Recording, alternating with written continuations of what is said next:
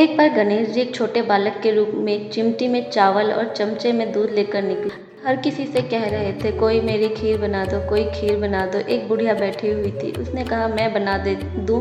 वह छोटा सा बर्तन चढ़ाने लगी। तब गणेश जी ने कहा, दादी माँ, छोटे से भगोनी मत चढ़ाओ, तुम्हारे घर में जो सबसे बड़ा बर्तन है वही चढ़ा दो। बुढ़िया वही चढ़ा दिया। वह देखते ही रह गई। थोड़े से चावल से पूरा बर्तन भरकर खीर बन गई। गणेश जी ने कहा, दादी माँ, मैं नहा कर आता हूँ। खीर तैयार हो गई तो बुढ़िया के पोता पोती खीर खाने के लिए रोने लगे। बुढ़िया ने कहा, गणेश जी, तेरा भोग लगाना कहकर चूल्हे में थोड़ी सी खीर डाली और कटोरी भरकर अपने बच्चों को दे दी। बुढ़िया की पड़ोसन देख रही थी। बुढ़िया ने सोचा ये चुगली कर देगी, तो बुढ़िया ने उसको भी एक कटोरा भरकर खीर दे दी।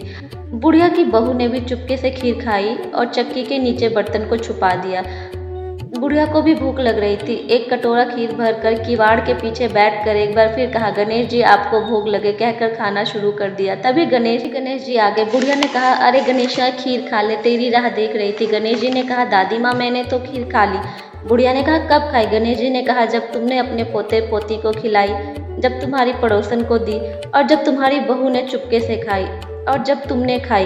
बुढ़िया ने कहा, बेटा, सारी बात तो सही है, पर बहू बेचारी तो सुबह से काम कर रही थी, उसका नाम तो मत लो। गणेश जी ने कहा, दादी माँ, पीछे तो देखो, जूठा कटोरा पड़ा हुआ है। तो बुढ़िया ने कहा, बेटा, घर की बात है, घर में ही रहने दो। ये बताओ, बची हुई खीर का क्या करें?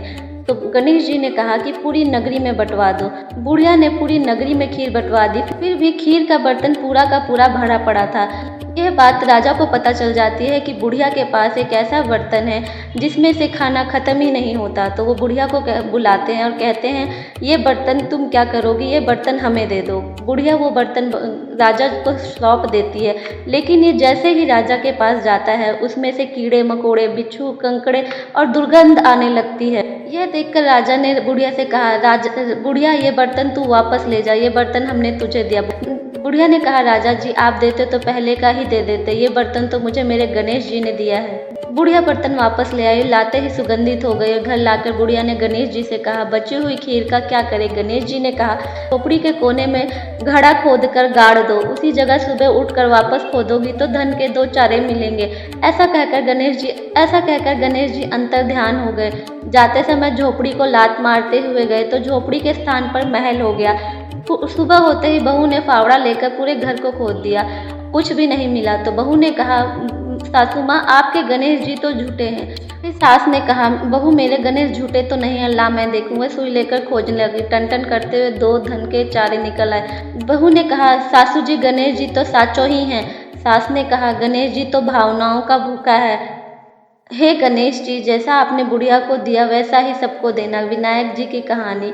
कहने और वाले, हुंकार भरने वाले, आसपास को सुनने वाले सबको देना। बोलो गणेश भगवान की जय। अगर ये आपको कहानी पसंद आई हो तो वीडियो को लाइक करें, शेयर करें एंड चैनल को सब्सक्राइब करें।